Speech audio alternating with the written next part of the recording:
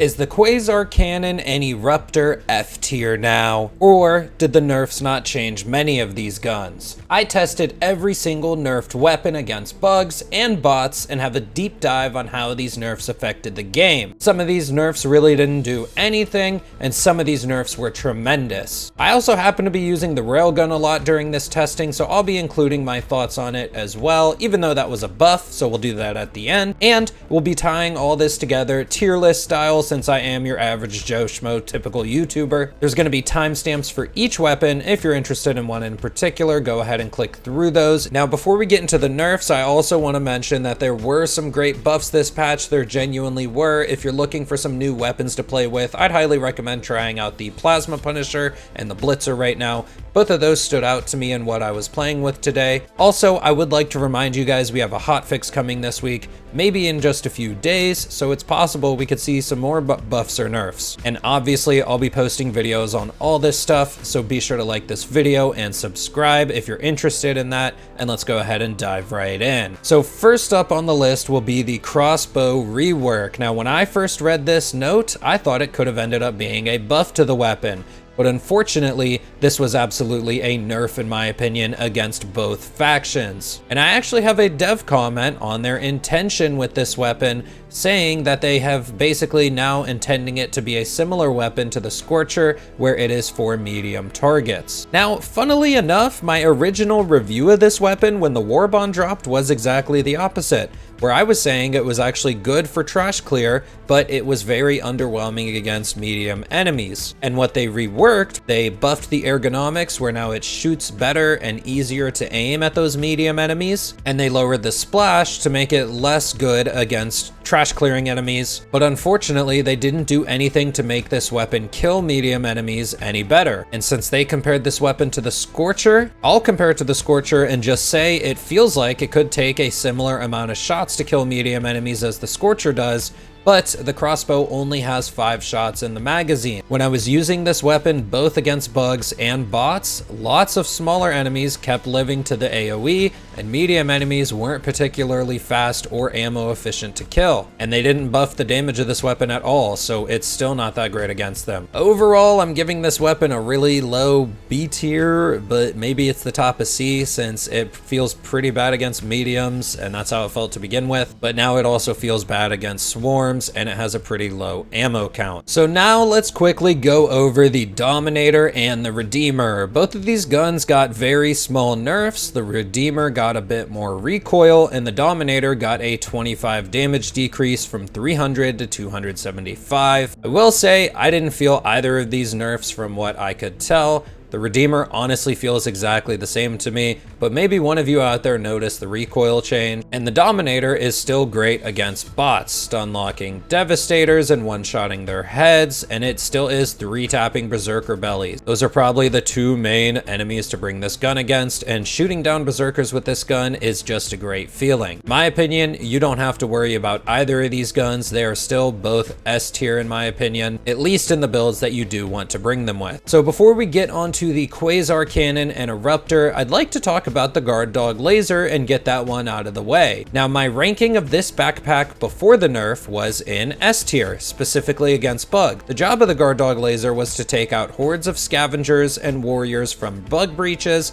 but mainly to keep the freaking hunters off of you. And for that job alone, it made it S tier to me. And I have to say, while playing with it today, it honestly felt no different to me, since that's what I bring it for. And it still takes care of those specific bugs extremely fast. I have to say that, in my opinion, this nerf didn't affect it. I'm keeping it up in S tier still. Now, on the other hand, a 30% damage nerf does seem like a lot, so I am wondering if they did this so it wouldn't kill enemies such as Brood Commanders or the orange Nursing Spewers so easily, which anytime I ran into Nursing Spewers specifically in the past, the Guard Dog Laser would literally take out like 5 of those within 10 seconds it felt like, but I might be exaggerating a little bit. Now, unfortunately, I didn't play a single map today with Nursing Spewers, so I don't know if it's worse at killing them now, but I will say, even if it is, I still think the Guard Dog Laser's main job is keeping the hunters off of you, let's be real. So before we talk about the Quasar Canon, we have to talk about today's sponsor, Blazing Boost.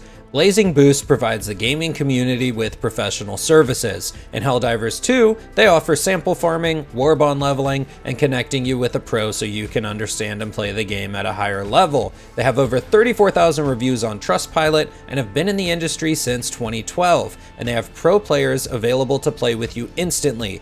You can use code THICK8 to get 5% off any of your orders, and I recommend clicking their link in the description if you're looking to level up your hell diving. So on to the Quasar Canon, everyone's favorite rocket launcher ever since it dropped. Now, I've always said it was a side grade to the other launchers in the game. All three of them do the same damage, but they all excelled and had different upsides and downsides. In my opinion, Quasar Canon's main downside was that 3-second windup. You didn't know, but I posted a video how you are not two-shotting Bile Titans because they only take full damage while they are not spitting, meaning there is a specific timing window to land shots on them, which to me makes it so that the windup of the Quasar Cannon is actually a bit bigger of a deal than people make it out to be, considering it's a lot easier for me personally to two-shot a Bile Titan with an EAT or a recoilless. But who knows, maybe that's a skill issue on the Quasar Canon for me. But they nerfed the Quasar Canon so it now has a 15-second cooldown on top of that 3-second windup to shoot, meaning you are waiting 18 seconds between each shot. So basically, you can get 3 shots per minute if you are literally shooting this off cooldown every single time. And people always look at anti-tank launchers in a vacuum of, can it kill a Bile Titan? But that is not the only way to evaluate a weapon. What happens when multiple Bile Titans are on your screen? And for that matter, let's just say, what if there's only 2 Bile Titans on your screen, which is a regular occurrence even at level 7 difficulty, let alone Helldive. Even before the nerf, I'd only kill one with the Quasar, and the second one I'd use airstrikes or orbitals to kill. And what happens if there's 3 or more chargers on my screen, which also happens regularly on level 7 difficulty, let alone Helldive. On top of that, on the bot side of things, the insane amounts of hulks you have to kill. And hulks are always running towards you and wobbling all over the place. Usually you have to stun them before shooting your shot in the eye, and there's always that chance you could miss. And there are a mass amount of hulks on higher difficulties. But what anti-tank launchers are best at against the bots is shooting down dropships. But now you might be lucky if you get a single dropship with the Quasar Cannon in the bot drop, and anytime you misplace a single shot against any of the enemies or in the situations I mentioned, it feels extremely punishing. The cooldown of this gun was nerfed by a whopping 50%. We lost a full shot and a half per minute. Now, this gun wasn't exactly gutted in team play, I'll honestly say that. If you decide to bring this with your squad, you can essentially help out with certain things rather than being able to take them down on your own. And the way I phrase that, it sounds okay, but the amount of enemies that spawn, you almost need to be able to solo certain things just to keep up with your teammates. I don't think this weapon is gutted even still after these nerfs, but it is most certainly a lot worse than it was before, especially compared to the other AT options, which honestly saddens me because even though I think this gun was overhyped and people weren't pointing out the downsides to firing it or waiting for the cooldown, I always thought it was a side grade to the other launchers. It did have its downsides in the windup and enemy movements being random, making it hard to hit certain shots sometimes. But the upsides of it was how comfortable it was to use and how it could easily fit into many loadouts and not take up your backpack slot. But it honestly just fires very, very slow now. I feel if they wanted to nerf it, 12 seconds would have been a lot more fair. You would lose about 1 shot per 2 minutes rather than 1.5 per minute that way. That would have been a lot nicer, you know? If it was still overperforming and many people were taking it with them,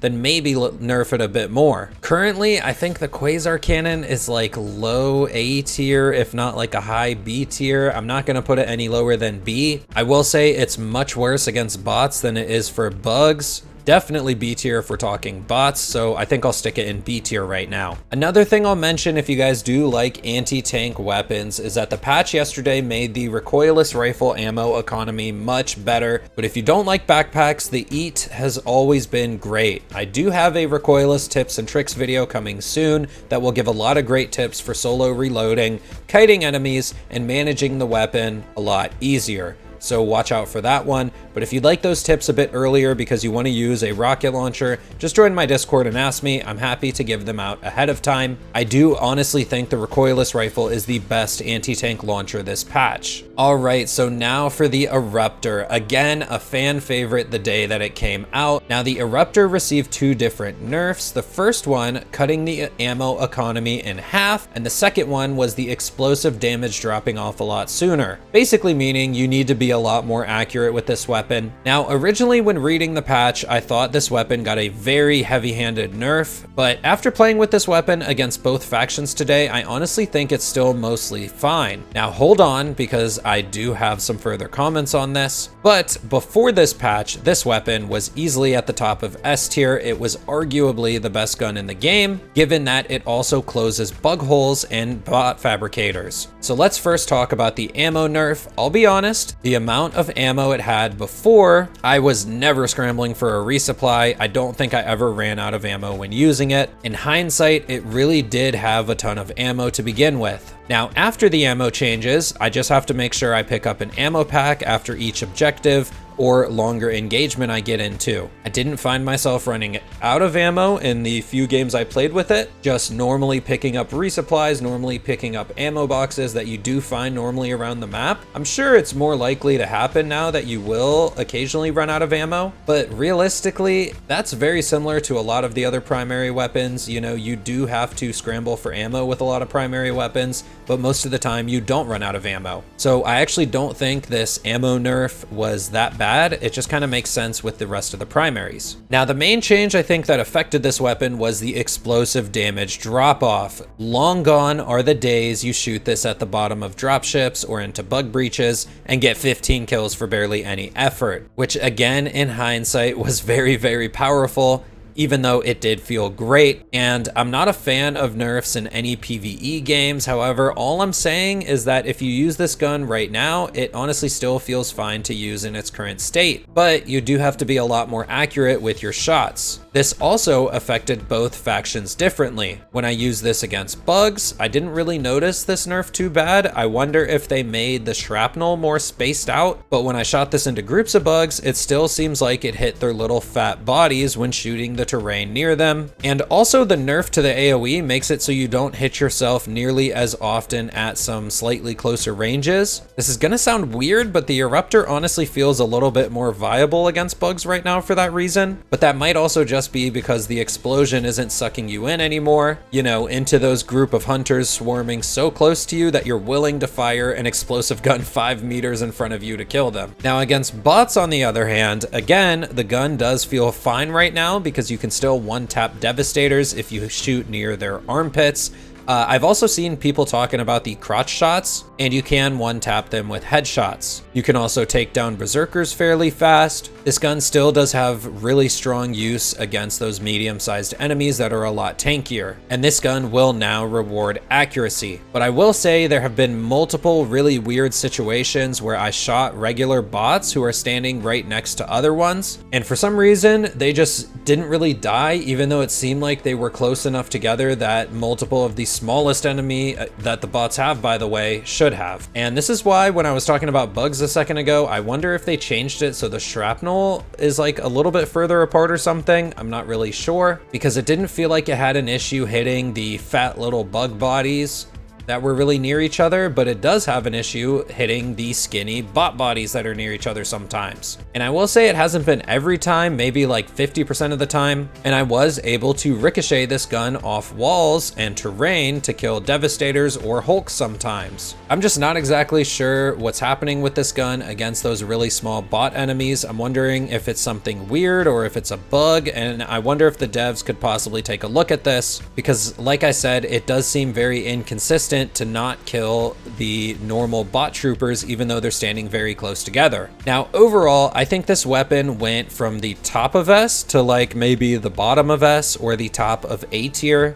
This gun was not gutted at all, but I do think the power of it was downshifted a very noticeable enough amount that a lot of people are still going to be unhappy with it, but at the end of the day, the power level of this gun really is not bad at all. It's still very, very powerful. All right, so now let's talk about the Railgun buff, but also nerf to its stagger. They gave the Railgun higher armor pen in safe and unsafe mode, but they also nerfed the stagger on the biggest targets. Most notably, it doesn't stun Bile Titans anymore. Now, I specifically tested this gun against Bile Titans and Factory Striders. I feel that the main issue with the Railgun was that it killed medium enemies just fine, but it did not kill the biggest enemies in the game at a fast pace, even though it's the only heavy penetrating weapon in the game besides the anti-tank options. Now, last patch, it took 18 shots to kill a Bile Titan, which means it's not really viable at all for killing those. And on this patch, I managed to do it in about 8. As for Factory Striders, on the previous patch, it took 21 shots to the face weak spot, but on this patch, I did it in 11. The other thing about the Railgun this patch is it can charge to 99% of the bar, and that will give you the most damage per shot, so keep in mind I probably didn't do this perfectly in every single shot, but I probably did charge it to nearly 99% in my testing. So again, the problem with the Railgun is it's a heavy penetrating weapon that doesn't kill heavy enemies fast enough. It really only kills medium enemies. For example, it can one-shot a Hulk in the face, and for example, it can two-shot Charger's leg armor to strip it and then finish it off with your primary. It kills Devastators pretty well, but what other support weapon in the game doesn't kill Devastators well? But what the other support weapons do that the Railgun doesn't is they can deal with Factory Striders and gunships. Against bugs, for example, all the anti-tank launchers literally one-shot Chargers and two-shot Bile Titans. Even if the Railgun could kill these enemies a bit faster, like let's say it took 5 shots for a Bile Titan,